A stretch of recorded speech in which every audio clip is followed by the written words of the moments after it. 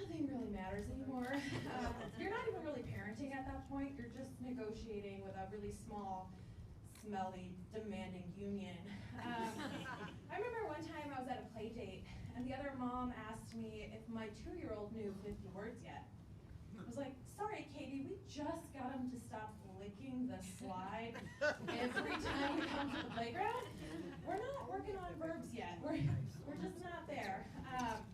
That question did get me thinking, though. Did he know any words? He had a killer fire truck impression and a really convincing dinosaur growl.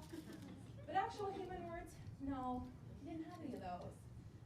We soon found out that he was autistic. Who knew? Not me. And I will say that really messed with my confidence, because what kind of mom doesn't know that her 2-year-old is autistic? Apparently the same kind of mom that doesn't know her 8-year-old is also autistic. Yeah, 2 of my kids were diagnosed within 2 months of each other, and I was pretty concerned about that. I was halfway to Home Depot to get an industrial-grade air filter system for our house, and I decided to take a beat, think a little more rationally. I reached out to some of my friends who are doctors, Reddit and ChatGPT. They assured me that it was genetic, not contagious. Which, it was comforting for about 5 minutes until I looked at my husband, and we turned into the Spider-Man meme. He's like, oop, which one of us could it be? And we probably both should have gotten evaluated, but it's expensive. So we decided to play a fun little game called Who's Definitely Autistic and Who's Just Weird. A few things you should know about my husband.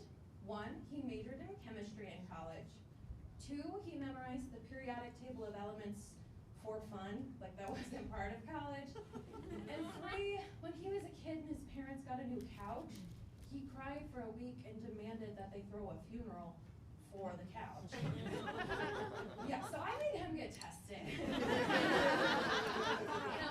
The autism evaluation, it takes 2 full days. He gets home from day 1, this man is glowing. Like he had just had the best day of his life. And as he's describing to me the 10 hours of exams and fun games he got to do, he confides in me that he's a little nervous he's not going to be diagnosed. Meanwhile, I had already emailed the psychologist and asked for a refund on day 2. Like, I think she had seen it up. Yeah, and sure enough, he was diagnosed, and at that point, I was surrounded. 2 autistic kids, an autistic husband, and me thinking, how did I survive this? Like, what kind of woman doesn't realize that she's surrounded by autistic people? Probably an autistic one. But if you're keeping track, that's only 2 of my kids. My middle son, he was holding out for a while. But the speech therapist texted me a few months ago, and she was like, have you considered that he might be autistic too? Again, 2 autistic kids, an autistic husband. I can make eye contact 3% of the time. I've considered it. I really have. There's just one problem.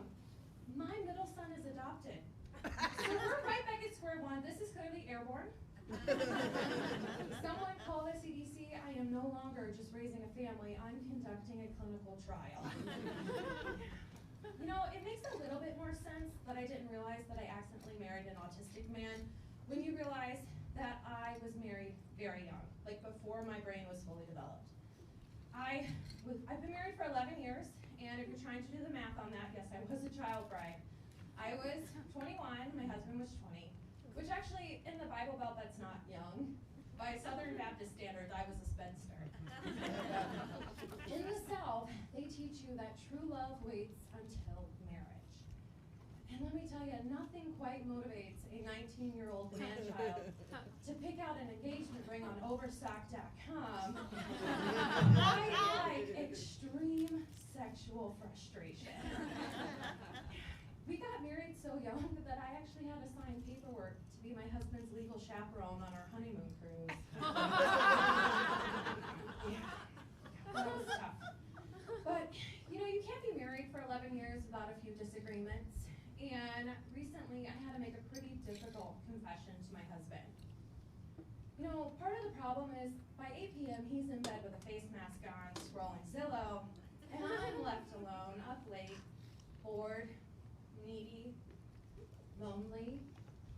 emotionally vulnerable with nothing to do but scroll my own phone. And, you know, my husband's a little progressive about it. He doesn't really care what I'm doing, what I'm viewing, unless money gets involved. He has a very strict look but don't touch mindset. And, you know, I'm not proud of this, but a few weeks ago, I got caught up in a vulnerable moment, and I did it. I donated to Wikipedia, and, you know, like I said, I'm not proud of this. I never intended to become a philanthropist. But when I got that email from the CEO of Wikipedia herself, telling me that Wikipedia might shut down that very night, but for my $3.10 donation, I panicked. I was like, not on my watch. I will fix this.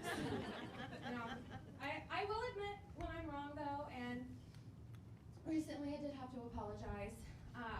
For most of our marriage, I've told my husband that he mumbles. It is one of the most annoying things that he does. I complain about it all the time. And I had to apologize because I found out that I'm hearing impaired. And I'm actually deaf in my left ear. But I did get hearing aids, and those have been phenomenal. My favorite thing about the hearing aids is the Bluetooth. So I can stream things straight from my phone to my ear. I can watch TV, watch a movie. Actually, this entire time I've had a laugh track from a sitcom playing. You guys have been a phenomenal crowd.